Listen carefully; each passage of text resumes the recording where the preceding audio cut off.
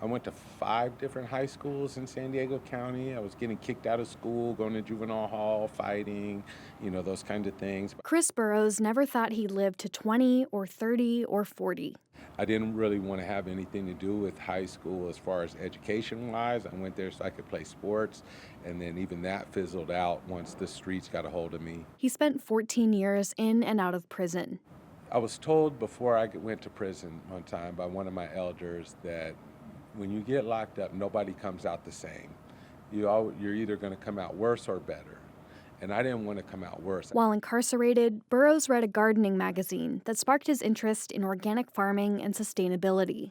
He started community college a few months later, then enrolled in San Diego State. It's been very challenging, but Project Rebound has always been there for me. That was kind of like my hub here where I knew that I could go and get just some good love from and support from people. Project Rebound supports formerly incarcerated students like Burrows throughout their time at SDSU.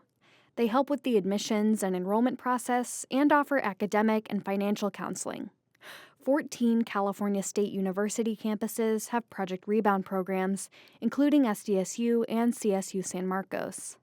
David Duran directs SDSU's program. We've been growing Project Rebound here at San Diego State the past couple of years by about 20 to 30 students each year. So we're at 90 students this year. We graduated our biggest class, 21 students. Half of those students are going to graduate school. Staff meet potential students at jails, prisons, and reentry facilities.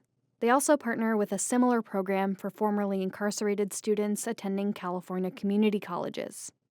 According to California State University, less than 1% of Project Rebound graduates return to jail or prison.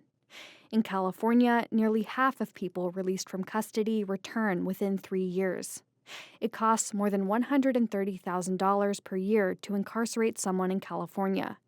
Duran says it costs about $500,000 a year to run Project Rebound at SDSU. When you think about the cost to incarcerate someone during the long term, it's like over $1 million during the course of like that general incarceration term, where here it's a fraction of that cost to help someone actually give back and contribute to society. Part of that help is building students' confidence.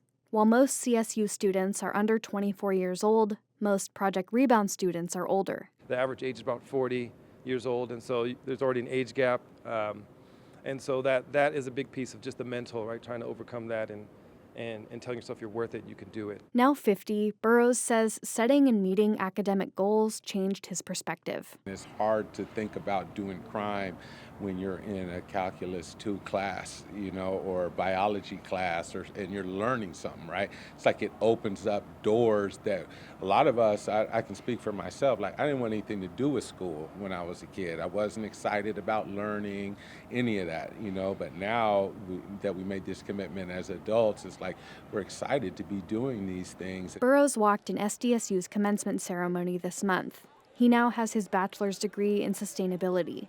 He's using that knowledge as founder of Garden 31.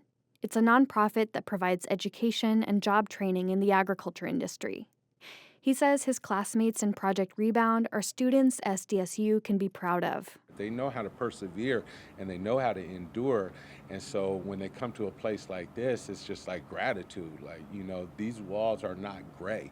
There's not bars, on that door right there. So, we had a commitment to do the time for the state of California, that the commitment that was given to us because of our actions. But now this is a choice. This is our commitment that we made as a choice in a positive fashion. At Garden 31, he's helping other people make those positive choices.